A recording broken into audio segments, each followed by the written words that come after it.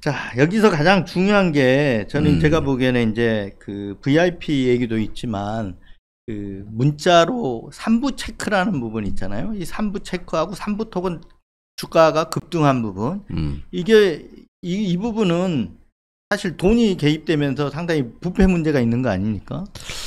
그러니까 저도 뭐 여러 차례 언론에서 얘기했는데 참 이 부분이 지금 어떻게 보면 또 다른 관심사이기는 한데 네. 이건 녹취록을 봐서는 알 수 있는 내용은 아닙니다.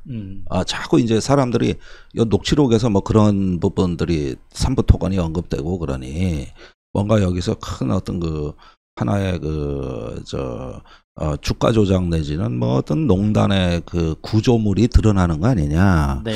이렇게 생각을 하는 것 같은데, 물론 제가 녹취록을 본 적도 없고, 그걸 갖다가 그 설령 봤다 하더라도 지금의 양상을 보면 그 구조물이 드러나진 않아요.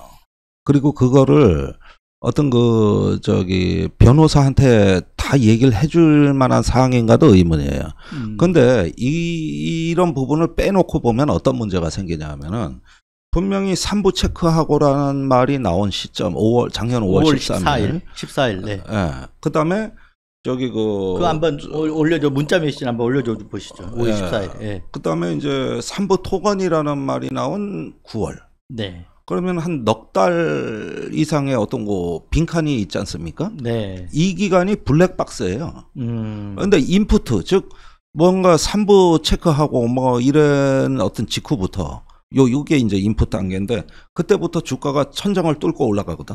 그러니까 굉장히 우연치고는 너무 공교로운 거죠. 그때가 1,000원대였는데 네. 8월에 5,000원대니까 5배 이상 오르거든요. 네네. 그리고 이제 9월쯤에 요게 약간의 조정기를 거치는데 여전히 끌고 가는 힘이 좋습니다. 약간 내렸다 그러더라도. 그래서 굉장히 보면은 요 기간이 굉장히 우리로서는 블랙박스인데 이때 일어난 일들을 보면 젤렌스키 우크라이나 대통령의 부인이 와서 김건희 여사하고 여사 정상회담을 했고, 그 다음에 우리 정부가 우크라이나 재건 지원 사업을 발표했고, 그게 5월 17일. 여사 정상회담은 5월 15일. 16일이네요. 16일입니다. 방한한 게. 네. 그런데 16일. 그 다음에 17일은 재건 지원 발표. 그 다음에 7월에 윤 대통령의 우크라이나 방문. 네네. 그 앞에 또 히로시마 G7 정상회담에서 젤렌스키하고 양자회담이 또 한 번 있네요. 네, 그런데 그거는 이제 다자회담이기 때문에 그 안에서 양자회담이죠. 네. 그러니까 이게 뭐 또 G7 정상들이 다 우크라이나를 갔다 왔고, 그래서 이것만을 특화해서 보기는 어렵지만 그래도 어쨌든 있었고, 이때 우크라이나 방문을 약속했고 7월에 폴란드를 경유해서 우크라이나의 비밀리에 들어갑니다. 그리고 이제 현지에서 오픈을 한 거거든요. 그때 수해로 우리가 50명 넘게 사망해 난리가 오송 참사가 일어났고. 오송 참사. 그런데 계속 그 일정을 강행했죠. 근데 그것만 있는 게 아니고 또 그때 폴란드였던가요? 리투아니아에서 쇼핑 사건이 있었잖아요. 명품 쇼핑 사건이 있었고. 리투아니아에서. 그런데 그건 뭐 이 사건과 직접 관련 없으니까 빼기로 하겠습니다. 그리고 나서 7월에 방문을 했는데 그때가 3부 토건이 이 우크라이나 사업을 거의 독식한다는 걸로 시장은 정보가 인풋 돼가지고 우크라이나 재건 지원에 뭐 1,000조가 투입된다. 그 재건 자원 1차로만 그래요. 1,000조 원이 투여되는 엄청난 시장이 열리는 걸로 아주 뭐 경제지마다 이거 그냥 도배를 했습니다.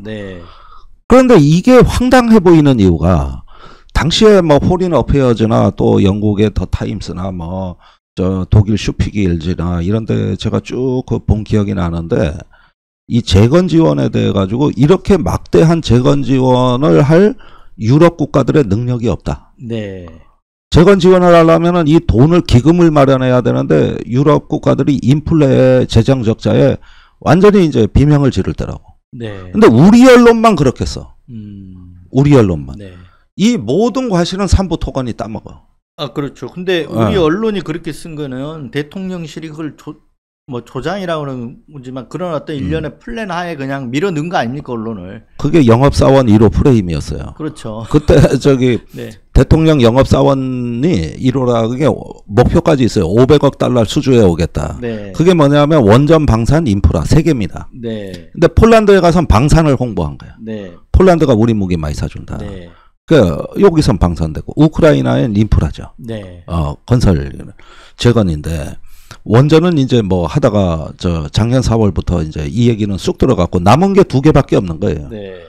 그러니까 여기서 이제 영업사원 1호 캠페인이 네. 어마어마하게 나가면서 우크라이나와 삼부토건이라는 게 모든 국정의 어떤 그 하나의 총알하고나 할까? 네. 이걸로 우리 팔자 고치는 줄 알았다니까? 그렇게 안 거예요? 그냥? 천조시장이 열린다는데, 세계가 다 저거 어떻게 재건하냐 그러는데, 우린 된다 그러니까. 그런데 그 우크라이나 현지에는 당시에 월가의 골드만삭스라든가 이런 컨설팅 기관이 들어가서 네. 그 키이우에서 향후에 재건 지원 사업 설계도를 그리고 있었어요. 네. 거기에 우리가 끼지도 못했다고. 네. 뭔 근거로 네. 이런데 우리가 천조 시장에 뛰어드냐고요. 이걸 그러니까 무언가 만들어진 국면이라는 인상을 내가 지울 수 없다는 거예요. 그렇죠. 현실하고 맞질 않고 1년에 이걸 진행된 일들을 보면 충분히 저도 만들어진 일들 아닌가. 그런데 이걸 왜 이종호 씨는 네. 사전에 알고 있는 듯한 행보를 보이냐는 거죠. 그렇죠. 이게 그래서 그 실체가 모호한데 네. 이게 블랙박스로 남아 있어요. 이건 녹취록으로도 다 입증이 안 돼요. 근데 이건 별도 수사를 해봐야 돼요. 맞습니다. 그래서 얘기한 건데요. 근데 이건 입증은 그렇게 쉬운 일들이 그러니까 어려운 일이 아니에요. 왜 그러냐면 이런 일들이 과거 시점에서 이런 일들이 지금 알려지리라고 생각을 하지 않았을 거 아니에요. 그러니까 그래서 그 멋진 해병이라는 단체 방에 그 3부 체크했던 단체 방에 있는 사람들 주식 계좌만 분석을 하면 바로 나오는 거죠, 이게. 그건 해볼 만하죠. 그런데 네. 뭐 제보자가 일각에는 같은 주가 상승의 수혜자가 아니냐는 얘기가 있는데 제가 확인은 해봤는데 전혀 사실이 아니고 그건 나머지 사람들 얘기예요. 저는 그렇지는 않을 거라고 봅니다. 공익 제보자가. 네. 아니 그런 게 있었다면 제보하지도 않았을 거예요. 그러니까요. 네. 네. 그건 이제 공익 제보를 하다 보면 이런 큰 사건에 공익 제보 하다 보면 정치적으로 어떤 이익을 보는 측이 있고 불리하게 작용하는 측이 있는데 그래서 불리하게 작용하는 마타도가 세죠. 제가 분명히 말씀드리는데 뭐 여러 가지 지금 음해성 논리들이 많이 있고 그러는데 제보자는 우크라이나 주식이나 이런 비즈니스를 전혀 몰라요. 그런 내용에 대해 가지고 전문 지식도 없고 주식을 산 적도 없고 사실은 무관해요. 그런데 우리는 이런 데서 드러나는 신호를 보고 우리가 보니까 다른 그림이 보이니까 문제인 것이지 그렇죠. 정작 공익제보자는 이런 내용하고 무관합니다. 그러니까 이 3부 체크라는 내용을 공유했던 사람 중에 분명히 있을 거라고 저는 봐요. 그건 알아봐야죠. 그러니까 국회 정무위가 이번에 이제 금융감독위원회나 이런데 인사청문회라든가 업무보고가 시작되는데 그러니까 국회가 그런 일을 해야 되는 거예요. 지금 금융감독위원회나 이런 데다가 이거 조사해라. 이런 주문이 들어가야 되는 거예요, 이게. 자, 그러면 저는 이제 이 내용을 갖다가 쭉 보면서 어떤 생각이 들었냐면 이종호 씨가 과연 전체적으로는 대통령실에 알만한 정보들을 계속 얘기를 하는 거잖아요. 지금까지 얘기한 건 전부 대통령실 정보. 그러니까 알잖아요. 그 대통령실 정보를 얘기했다라는 거는 관계가 여전히 지속된 네트워크가 지속이 되고 있다. 연결이 돼 있다. 이렇게 볼 수 있는 측면이 있는 거잖아요. 그렇다 그러면 이 수혜자가 3부 토건 주가 급등의 수혜자 중에 누군가 있을 수 있지 않겠느냐 이런 생각도 들어요. 의심할 수 있는 거죠. 의심을. 그런데 이런 부분들도 사실은 이제 박정훈 대령 사건으로부터 나오는 어떤 별개의 사안이지만은 임성근 로비하고는 직접 관련은 없어요. 그래서 이 부분은 신중하게 좀 우리가 다시 한번 좀 따로 떼서 볼 측면이 있고 여기서 이종호 씨가 어떤 인물이냐 이런 걸 알기 위해서 필요한 그 내용이라는 거 이런 점들은 좀 분별력 있게 보시면 되겠습니다. 임성근 금융로비하고는 관련이 없지만 이종호라는 사람을 매개로 해서 국정농단하고는 관련이 있는 거죠. 그러니까 네. 이제는 어떨 때는 군 인사, 어떨 때는 사전 정보, 네. 뭐 이런 부분들을 다 모아서 보면 어떤 뭐 국정농단이다, 이건 수사를 해봐야 하는 거지만은 하나의 어떤 대통령실, 특히 김건희 여사와 어떤 모종의 관계를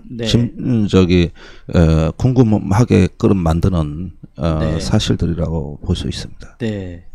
그러니까 여전히 김 여사 재산 어떤 계좌를 관리하고 있을 가능성, 이 부분은 어떤지 모르는 거죠. 글쎄, 그거는 뭐 수사를 해봐야 되는 거죠. 도이치모터스 이후로는 그런 어떤 상황은 드러난 게 없습니다. 그런데 자기는 그때 도이치모터스 주가 조작으로 재미를 못 봤는데 김건희 여사 모녀는 23억을 벌었다는 거거든요. 네네. 그렇게 봤을 때는 사실 23억이라는 돈 일부는 윤석열 대통령 재산 신고에도 그만큼이 포함되어 있을 겁니다. 여사의 재산이 잠깐 두 사람이 합친 거잖아요. 장모 계좌와 김 여사 계좌가 합친 건데 일부가 재산에 포함이 돼 있다고 봐야 돼. 윤 대통령 재산이 60억이라는데 그 재산 70억이라는데 그 부부 재산이거든요. 거의 90 몇 프로가 김건희 여사 재산입니다. 그러면은 70억에 90 몇 프로라는데 그럼 윤 대통령 이건 자기의 재산 신고를 한 건데 그 돈 중에 이 돈이 포함되어 있는 거 아닙니까, 이게? 부부 재산 공동체잖아요. 네. 그러니까 그러면은 경제 공동체. 이거는 이 재산을 누가 만들어 줬을까? 이종호. 그래서 이거 아닙니까? 이 얘기즉슨 이게. 그래서 이거를 이제 저기를 해봐야 된다라는 거죠. 삼부 토건 주식 급등과의 연관성도 조사될 필요가 있다. 네. 이런 얘기죠. 네. 이 3부 말고 더 중요한 녹취록들은 없습니까? 뭐 이것 말고도 조금 더 나올 것도 같은데 아까 지금 나온 게 군 인사 개입 문제가 나왔었잖아요. 아니 그런데 이제 열몇 건의 내용은 핵심은 언론에 거의 다 나왔고, 네. 그다음에 이제 공익 제보자가 공수처에 진술한 내용이 있는데, 네. 거기서는 뭐가 나올지 모르겠어요. 정말 제가 모른다고밖에 얘기할 수가 없어요. 네. 이게 스토리라인이 있을 거라고는 보는데, 네네. 그게 뭔지는 알 수가 없어요. 스토리라인 상으로 보면 아까 얘기했던 게 이제 8월 9일날 전화 통화에서 VIP 얘기하겠다라는 게 나오고, 그 8월 28일인가에 아까 이종호 씨와 공익제보자가 저녁을 먹으면서 한 두세 시간 정도 얘기를 하는 그 날이 있더라고요. 그게 8월 28일인데, 네. 근데 이 날이 굉장히 중요한 얘기가 있었던 것 같다. 라고는 생각이 들어요. 지금 언론에 까지는 녹취록 보면 그 당일날 헤어지고 가면서 이종호 씨가 공익제보자한테 전화해서 오늘 얘기는 비밀로 하자 라는 얘기를 했다는 거 아닙니까? 그렇습니다. 네. 그러면 비밀로 하자고 할 만한 내용들이 굉장히 많았다는 얘기잖아요. 네. 그 부분이 참 어려운 부분인데, 네. 자꾸 이제 우리가 이런 부분에서는 조금 해석의 여지가 있는 유보적인 태도를 가져야 나중에 엄밀한 진실 규명이 될 수 있다고 보는데, 거기서 2시간 반이라는 게 이제 전부 다 한 가지 주제를 얘기한 거라 할 땐 저는 좀 회의적이고, 네. 여러 가지 얘기가 있었는데, 네. 지금까지 뭐 임성근 사단장에 관한 이야기 뭐 이런 것들을 쭉 다시 한번 반복했을 가능성이 있어요. 네. 정리해줬을 가능성이 그렇죠. 있죠. 네. 네. 그리고 그걸 8월 28일쯤에는 언론에 이제 이 문제가 너무 커지니까 네. 이제는 조금 비밀로 하자고 단속했을 수도 있어요. 사실 8월 초만 해도 이게 뭐 이렇게 커질 줄은 누구도 예상 못했거든.